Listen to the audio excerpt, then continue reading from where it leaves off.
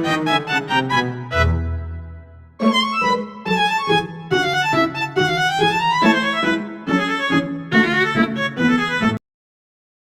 semuanya, perkenalkan nama saya Britney Suripati dengan NIM 2022-73008. Di sini saya akan menjelaskan materi ekonomi teknik tentang evaluasi investasi. Evaluasi investasi terbagi menjadi 5 metode, yaitu yang pertama Net Present Value atau NPV, yang kedua Annual Equivalent atau AE, yang ketiga Internal Rate of Return IRR, yang keempat Benefit Cost Ratio atau BCR, yang kelima Payback Period atau PP. Yang pertama, Net Present Value, NPV. NPV adalah metode menghitung nilai bersih atau neto pada waktu sekarang atau present. Asumsi present yaitu menjelaskan waktu awal perhitungan bertepatan dengan saat evaluasi dilakukan atau saat periode tahun ke-0 dalam tahun investasi. Selanjutnya, metode Net Present Value atau NPV pada dasarnya adalah memindahkan cash flow yang menyebar sepanjang umur investasi ke waktu awal atau T sama dengan 0. Cash flow yang benefit saja perhitungannya disebut Present Worth of Benefit atau PWB, sedangkan jika hanya diperhitungkan hanya cash out saja atau cost disebut Present Worth of Cost atau PWC.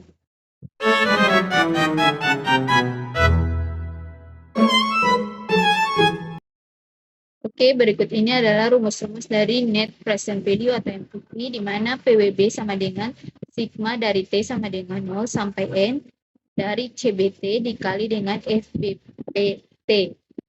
Lalu selanjutnya PWB sama dengan sigma T sama dengan 0 sampai N dari CCT dikali dengan FBPT. Dan selanjutnya PWB sama dengan sigma T sama dengan 0 sampai N dari CFT dikali dengan FBPT, di mana CB-nya sama dengan cash flow benefit, CC-nya tuh cash flow cost, CF-nya tuh cash flow utuh atau benefit ditambah dengan cost. FBP-nya faktor bunga present, T-nya periode waktu, N-nya umur investasi. Selanjutnya kriterianya itu jika NPV-nya tuh lebih dari 0, artinya investasi akan menguntungkan atau layak feasible. Jika NPV-nya dikurangi kurang 0, artinya investasi tidak menguntungkan atau tidak layak unfeasible. Ya, selanjutnya kita masuk di contoh soal NPV, di mana PT Jaya sedang mempertimbangkan untuk membeli sebuah alat berat baru, yaitu sebuah ekskavator. Diperkirakan biaya investasi awal untuk pembelian ekskavator tersebut adalah 500 juta. Dengan adanya ekskavator baru ini, perusahaan memperkirakan akan mendapatkan peningkatan pendapatan proyek sebesar 250 juta per tahun selama masa pakainya. Biaya operasional dan pemeliharaan ekskavator diperkirakan sebesar 50 juta per tahun. Masa pakai ekonomis ekskavator diperkirakan adalah 5 tahun. Pada akhir tahun kelima, ekskavator tersebut diperkirakan dapat dijual kembali dengan nilai sisa residu sebesar 100 juta. Jika suku bunga rata-rata selama umur investasi adalah 10%, hitunglah NPV dari pembelian ekskavator ini. Oke, berikut ini penyelesaiannya tuh diketahui investasi I-nya sama dengan 500 juta, annual benefit atau AB 250 juta rupiah per tahun, annual cost atau AC 50 juta rupiah per tahun, nilai sisa S-nya 100 juta, lalu umur investasi N-nya 5 tahun, suku bunganya 10% per tahun.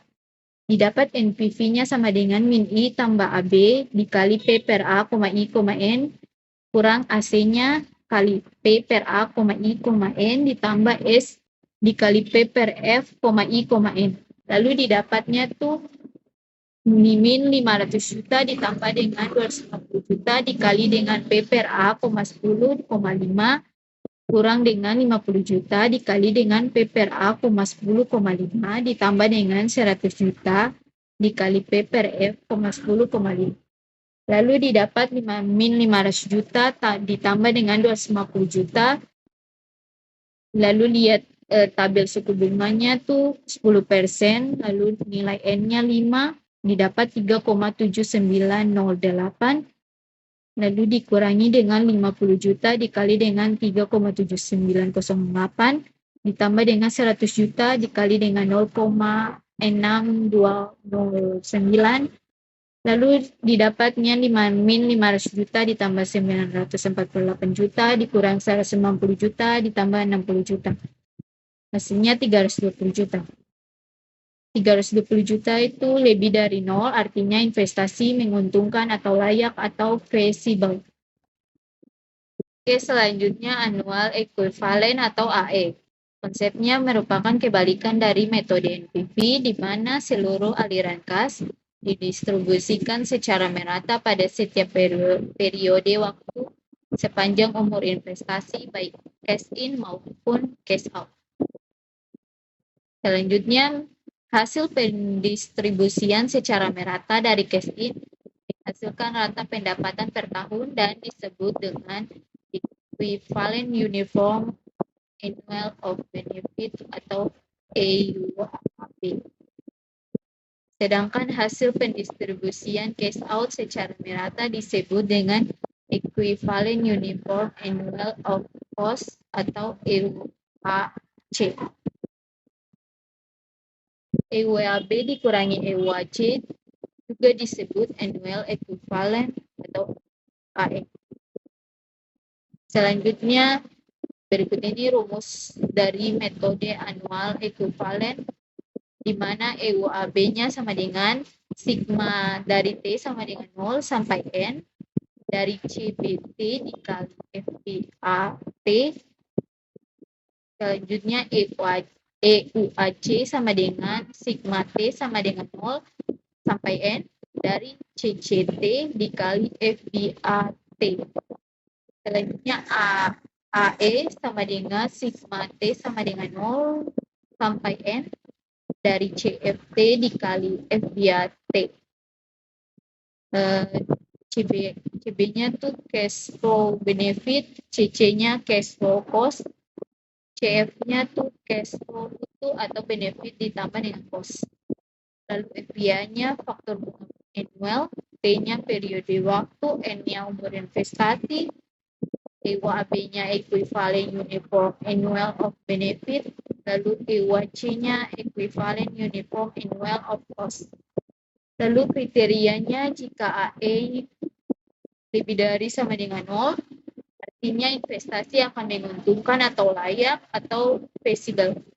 Jika AE-nya kurang dari 0, artinya investasi tidak menguntungkan atau tidak layak atau unfeasible. Ya, berikut ini contoh soal dari annual equivalent atau AE, di mana PT Jaya sedang mempertimbangkan untuk membeli sebuah alat berat baru, yaitu sebuah ekskavator.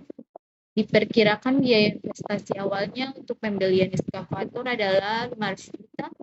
Dengan adanya ekskavator baru ini, perusahaan memperkirakan akan mendapatkan peningkatan pendapatan proyek sebesar 250 juta per tahun selama masa pakainya. Biaya operasional dan pemeliharaan ekskavator diperkirakan sebesar 50 juta per tahun. Lalu masa pakai ekonomis ekskavatornya diperkirakan 5 tahun. Pada akhir tahun kelima, ekskavator tersebut diperkirakan dapat dijual kembali dengan nilai sisa atau residu sebesar 100 juta. Jika suku bunga rata-ratanya 10%, hitunglah annual equivalent dari pembelian ekskavator. Berikut ini penyelesaiannya tuh diketahui investasinya tuh 500 juta, annual benefit AB-nya 250 juta rupiah per tahun, annual cost AC-nya 50 juta rupiah per tahun, nilai sisa S-nya 100 juta, umur investasi N-nya 5 tahun, suku bunga I 10% per tahun. AE-nya tuh sama dengan min I kali dengan A per P, I, N, ditambah AB kurang AC, dikali per A, I, N, ditambah S, dikali AF, A per F, I, N. Didapat min 500 juta dikali A per P, 10,5 ditambah 250 juta dikurangi 50 juta ditambah 100 juta kali A per F, 10,5 didapat 500 juta dari tabel suku bunga A per P 10%, N-nya 5 didapat 0,2638 ditambah dengan 250 juta dikurang 50 juta ditambah 100 juta dikali tabel suku bunganya 10%, N-nya 5, A per F didapat 0,1638. Lalu didapat min 132 juta ditambah 250 juta dikurangi 50 juta ditambah 16 juta 400 ribu itu sama dengan 84 juta 400 ribu. Lalu 84 juta itu lebih dari sama dengan 0, artinya investasi menguntungkan atau layak atau feasible.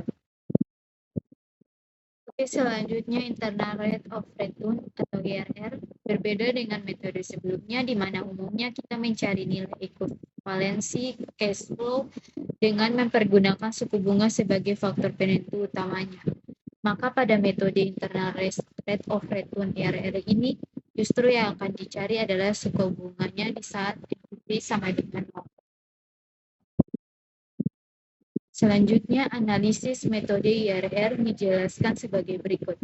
IRR sama dengan NPV sama dengan sigma T sama dengan 1 sampai dengan N dari CT per 1 tambah R pangkat T dikurangi C0. Lalu keterangannya, CT-nya arus kas bersih selama periode waktu, R-nya tingkat diskonto, N-nya umur investasi, C0-nya total biaya investasi awal. Selanjutnya, contoh soal, sebuah perusahaan ingin melakukan investasi sebesar 200 juta. Investasi ini diperkirakan akan menghasilkan arus kas masuk sebesar 40 juta setiap tahun selama 7 tahun. Diketahui nilai NPV-nya 10% adalah 12 juta positif dan dengan tingkat diskonto 13% adalah min 2.500.000. Hitunglah internal rate of return IRR dari investasi tersebut. Untuk soal IRR-nya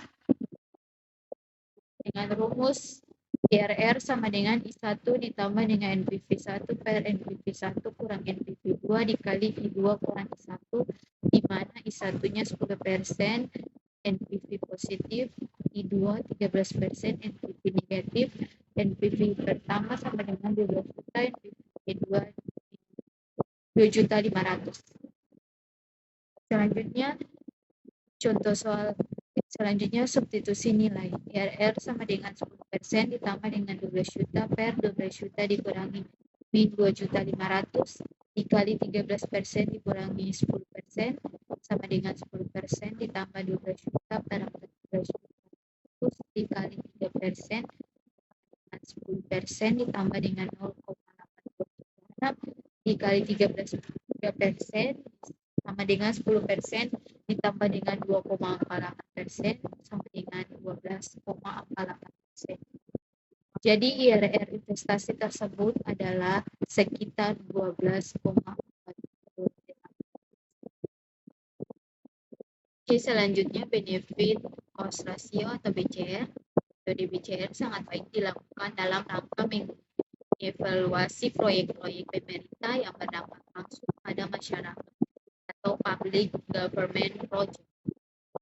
Metode BCR memberikan penekanan terhadap nilai perbandingan antara aspek manfaat benefit yang akan diperoleh dengan aspek biaya dan kerugian yang ditanggung atau cost dengan adanya interview tersebut. Selanjutnya berikut ini merupakan rumus dari BCR. Yang pertama, analisis metode BCR. BCR dijelaskan sebagai berikut. BCR sama dengan benefit per cost, lalu BCR sama dengan sigma benefit per sigma cost.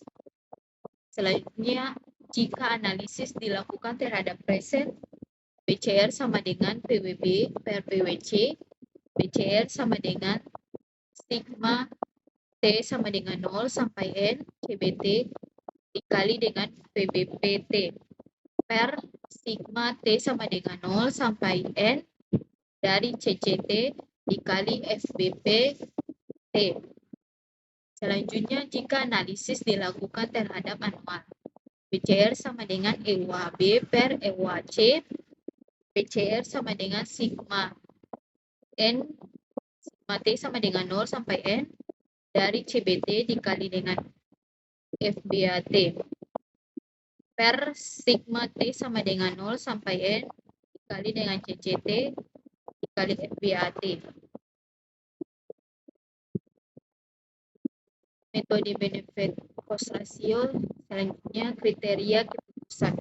Jika BCR lebih dari sama dengan 1, artinya investasi akan menguntungkan atau layak, feasible.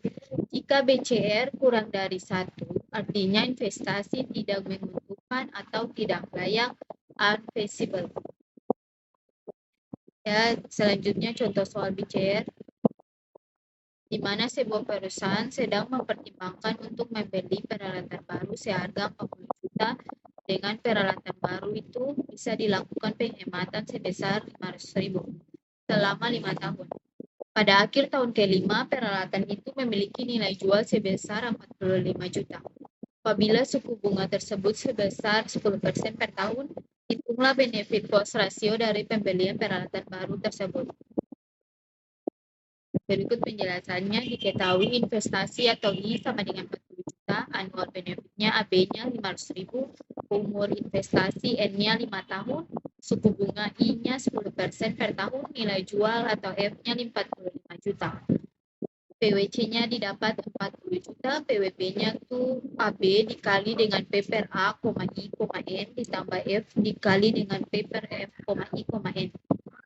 Sama dengan 500.000 dikali dengan P per A, 10,5 ditambah dengan 45 juta kali dengan P per F, 10,5 sama dengan 500.000 di tabel suku bunga 10%, N-nya 5 didapat 3,791 ditambah 45 juta dari tabel suku bunga 10%, N-nya 5 didapat 0,6209 sama dengan 1.865.000 ditambah dengan 20.940.000 didapat 29.835.000. Selanjutnya BCR sama dengan PWB per PWC. PWB-nya itu 29.835.000, PWC-nya 40 juta, jadi ya 29.835.000 dibagi 40 juta sama dengan 0,746.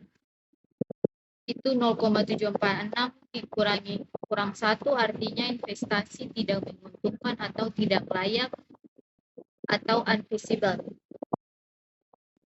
Oke, selanjutnya materi terakhir di mana metode payback period atau PBP. Payback period atau PBP adalah suatu metode analisis investasi yang mengukur berapa lama waktu yang dibutuhkan bagi suatu investasi untuk menghasilkan arus kas masuk yang cukup untuk menutupi biaya investasi awal. Dengan kata lain, PBP menunjukkan periode waktu yang diperlukan agar investasi kembali modal. Selanjutnya, rumus metode payback period, di mana payback period sama dengan investasi awal dibagi arus kas dikali 1. Berikut ini contoh soal dari payback period di mana PT Jaya melakukan investasi sebesar 60 juta dan menghasilkan arus kas sebesar 30 juta per tahun. Didapat PP-nya sama dengan 60 juta per 30 juta, didapat 2 tahun, artinya modal akan kembali dalam 2 tahun. Oke, sekian dari penjelasan singkat saya mengenai evaluasi investasi. Terima kasih.